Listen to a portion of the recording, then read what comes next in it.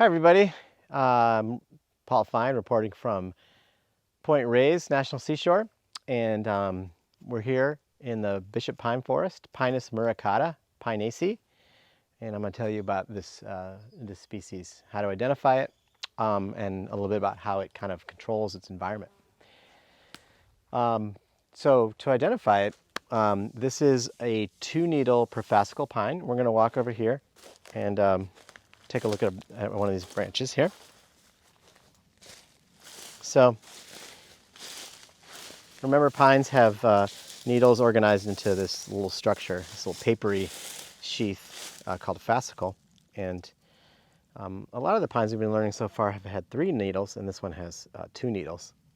The needles are green and sort of medium length. And this is a closed cone pine species. So we talked a little bit about that last week at Tilden Park about when we learned Pinus radiata. And closed cone is another word for serotinous. And what that is a cone like this one. These are open. We'll look for a closed one. Well, plenty of them on these trees are closed. And what they're covered with is a wax. And when there's heat, like say from a fire or sometimes just a hot day, that wax will melt and then the cones will spring open and the seeds will fall out. And this species, like Monterey pine, has its cones always on the tree. So the cones are kind of arranged here on the branches in rows, and they'll stay on the tree for the lifetime of the tree. They'll never fall off the tree. Sometimes you get a branch will fall off, or maybe after the cone opens, it might get knocked off in wind. But generally, the cones are on the tree. So when you come to a pine forest made up of only pines, and you look up and you see cones on there, then you know it's a closed cone species. And then you can count the needles, and you'll see if it's 2, then you'll know it's bishop pine. The shape of the cones is also diagnostic. These are, compared to Monterey pine, are much more symmetrical. They're smaller, kind of more in the size of a baseball rather than a softball.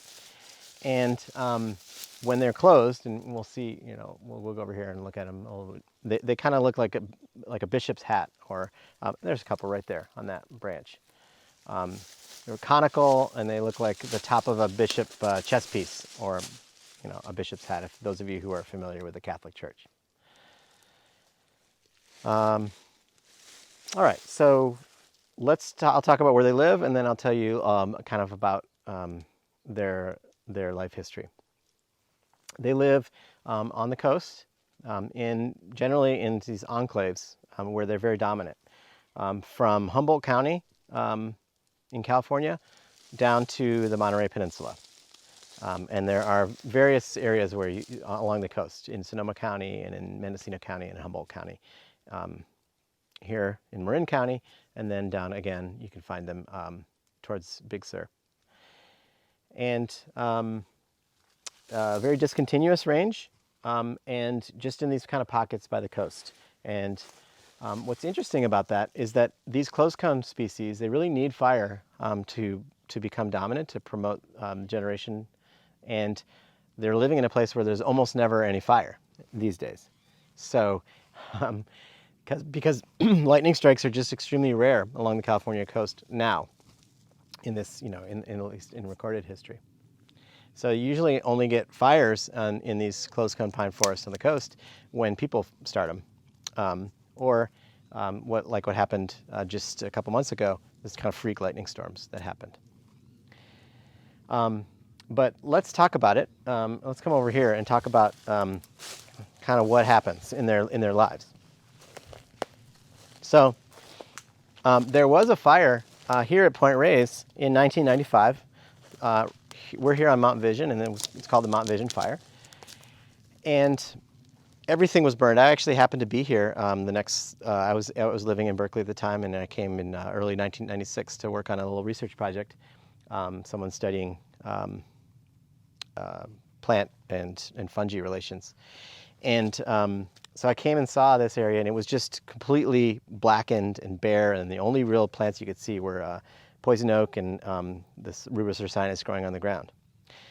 and like a carpet of seedlings, a carpet of bishop pine seedlings. It's just so thick with seedlings.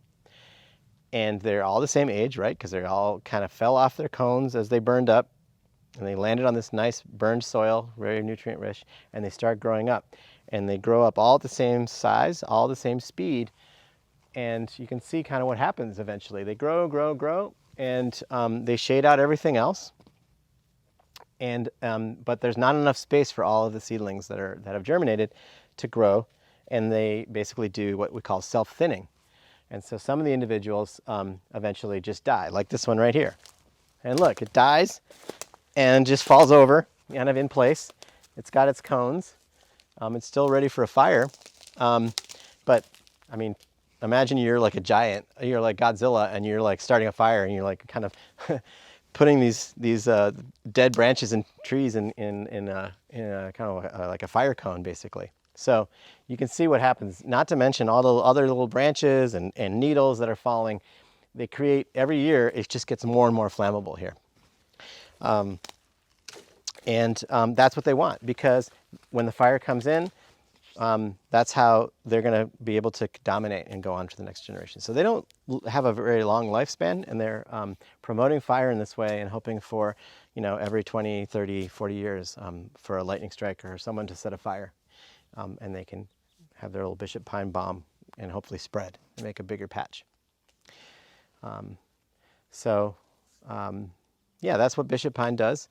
And just to sum it up again, it's a 2-needle pine, dark green needles. The cones are smaller than Monterey pine. They're more symmetrical, and they have kind of a conical bishop hat top.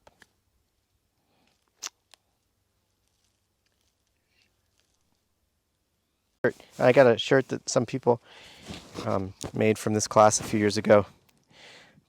They collected a lot of bishop pine cones and threw them in the fire when we were camping, and they just got really into it. So in fact, the student drew this, and then another student actually used this design to make a tattoo of this exact same thing on his calf, which is, as far as I know, the only 157 themed tattoo that's come out of this class. Maybe not the last. Not the last, absolutely not the last.